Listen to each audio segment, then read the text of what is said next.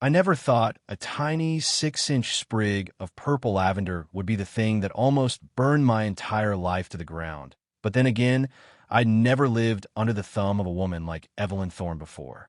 We moved into the Highlands looking for that postcard-perfect American dream. Quiet cul-de-sacs, manicured lawns, and a safe place for our 13-year-old son, Leo, to grow up. But within 7 days of unpacking the last box, the dream started looking a lot more like a surveillance state. It started with a click, just the faint sound of heavy boots on my front porch tiles while I was nursing a lukewarm coffee at 6 a.m. And when I opened the door, there was no neighbor with a welcome pie, just a lime green slip of paper tucked under the mat, citing violation 4.2, unauthorized botanical display. I laughed. I actually leaned against the doorframe and chuckled because I thought it was a prank, telling my wife, Sarah, that the HOA was apparently allergic to the color purple. But Sarah didn't laugh. See, Sarah isn't your typical suburban mom. She spent 12 years as a Green Beret sniper, a woman who has seen the worst corners of the world and survived them with a calm that used to intimidate me before I fell in love with it. And she just stared at that paper like it was a mission briefing. 2 days later, the end quote, request and quote, turned into a demand when I found a second notice stapled to our fence. And this time it included a grainy, infrared photo of the lavender pot taken at 3 o'clock in the morning, which sent a literal chill down my spine because it meant someone was creeping around my windows while we slept. Sarah taped that photo to the fridge, right next to Leo's honor roll certificate, and she just whispered, and quote, they're probing the perimeter, and quote, a phrase I thought was just her military brain overthinking things until Evelyn Thorne herself showed up. Evelyn was the HOA president. A woman who wore her designer golf polos like body armor and hid her eyes behind mirrored aviators that made her look like a low-budget dictator. And she didn't into oppos. To even say hello, she just pointed a manicured finger at the porch and told us we had 48 hours to, end quote, remedy the visual inconsistency, end quote, or face legal seizure.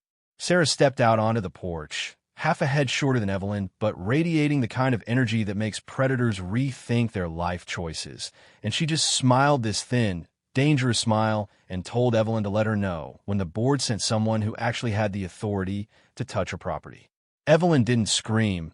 She didn't argue. She just narrowed her eyes and walked away.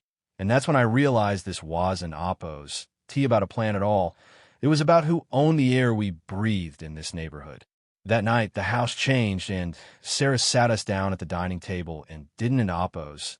T talk about flowers, she talked about, and quote, defensive posture, and quote, handing Leo a foam pool noodle and a bike helmet while I just sat there wondering if I'd accidentally married Rambo. She had us doing these, and quote, drills, and quote, teaching Leo how to low crawl under the hedges and how to identify, and quote, dead zones, and quote, in our backyard where the streetlights didn't in oppos. T reach. And while Leo complained at first, he stopped the moment he saw his mom move. She was like a shadow, disappearing into the darkness of our own lawn in a way that made me realize I didn't into oppos. T know the first thing about the woman I shared a bed with. End quote, this ISN into oppos. T a war zone, Sarah, end quote. I told her as we lay in bed that night, but she just stared at the ceiling and said, end quote, everywhere is a war zone when someone decides they want what's yours, end quote. And she was right, because the next day the power to our streetlights went out. The neighborhood dog walkers stopped passing our house, and a heavy artificial silence settled over the block. Then came the night of the, end quote, final enforcement, end quote. And I remember the air felt thick like the moments before a thunderstorm when 3 sets of boots, not sneakers but heavy-soled tactical boots, marched across our grass with a deliberate, rhythmic thud that sounded like a funeral drum. They didn't in oppos. T knock. They didn't in oppos. T announced themselves. They just lined up on our porch like they were officiating a boxing match. And I watched through the blinds as 3 men in black vests with, end quote, Highland security, end quote, patches fanned out. The lead guy, a mountain of a man who looked like he'd failed out of the police academy, boomed that they were there to execute a, end quote, preliminary eviction, end quote, due to non-compliance. And my heart was hammering against my ribs so hard I thought it would break, but Sarah just squeezed my hand and whispered, end quote, watch their hands, and when the light hits, stay low, end quote. She stepped out alone, her arms loose and her voice as steady as if she were ordering a latte. And when the lead guy, reached for a set of heavy-duty zip ties on his belt, Sarah didn't end Oppos to even wait for him to speak. Suddenly, the world turned white. Sarah had rigged the garden irrigation system, but instead of water, the hidden valves blasted a cloud of fine, blinding white chalk dust into the air, creating a localized fog that swallowed the porch in a second. I heard muffled shouting, the sound of boots slipping on tile, and then the rhythmic thwack zip of Sarah moving through the cloud like a ghost, and by the time the dust settled 30 seconds later, all three enforcers were face down on our welcome mat, their hands zip-tied behind their backs, and their tactical gear covered in white powder.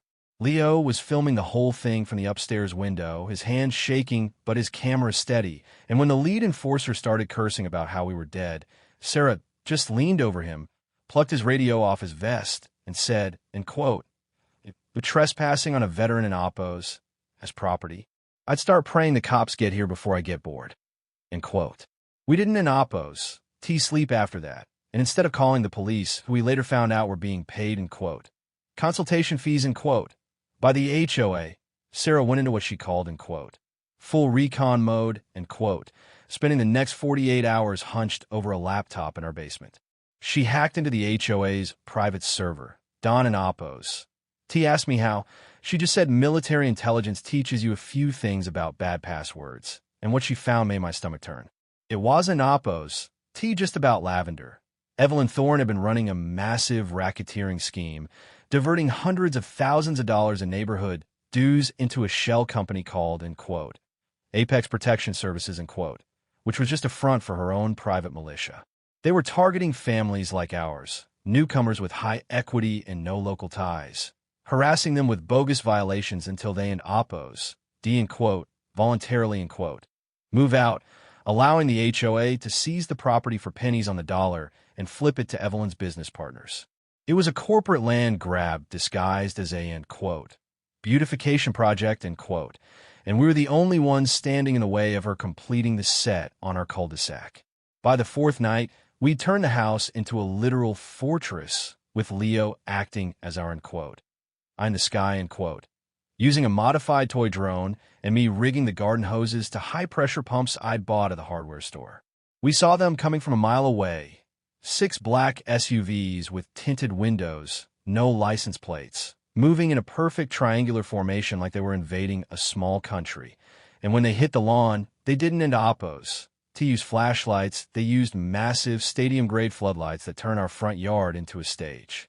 A voice boomed over a megaphone, telling us the, emergency decree, had been signed and we were now trespassing in our own home. But Sarah just looked at me and said, Phase 2, given Oppos, hell, and I hit the switch for the backyard turbine. What followed was 20 minutes of absolute, beautiful chaos as the HOA and Oppos hired goons tried to breach the perimeter only to be met by a wall of high-velocity water, more chalk barges, and gabled net trap, Sarah had rigged over the entryway that dropped 300 pounds of heavy nylon mesh on the first 2 guys who tried to kick the door in. The neighborhood woke up, people started coming out of their houses with their phones out, and that was the one thing Evelyn had in Oppos. T planned for the, silent majority, finally seeing the monster they'd been paying for every month.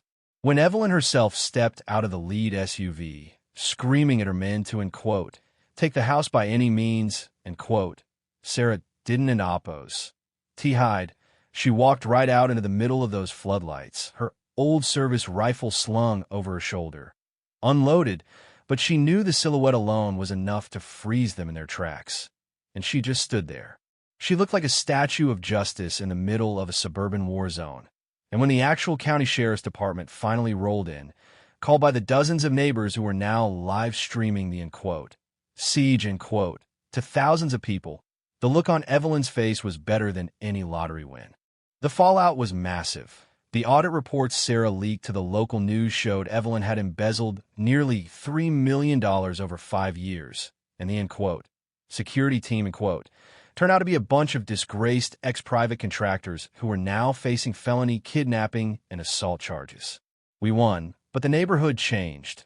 Half the families moved out within a month. unable to look at their manicured lawns without seeing the end quote. Trenches end quote. We dug, and even though we're still here, I still find myself checking the tiles on the porch every morning for the sound of heavy boots. We saved our home, but at the cost of the end quote, quiet life end quote, we'd worked 20 years for, and it makes me wonder if you can ever truly end quote, win end quote, against a system that's designed to own you from the moment you sign the deed. I'm sitting here now, looking at that same pot of lavender. It's thriving, by the way, and I can't help but think about how many other end quote, Evelyns end quote, are out there hiding behind clipboards and mirrored shades, waiting for someone to put a plan in the wrong place so they can start a war. People tell us we should have just moved, that no house is worth a tactical siege. But if you don an oppos, T stand for HOA, what do you actually stand for? Was I right to let my wife turn our home into a battlefield to protect our pride? Or did I just trade one kind of trauma for another? What would you do if your own community turned into a combat zone? Would you pack your bags and run? Or would you dig in and show them that some families are just too expensive to evict? Drop a comment and tell me if you think we went too far, or if we did exactly what any self-respecting person should do when the bullies come knocking at 3 a.m.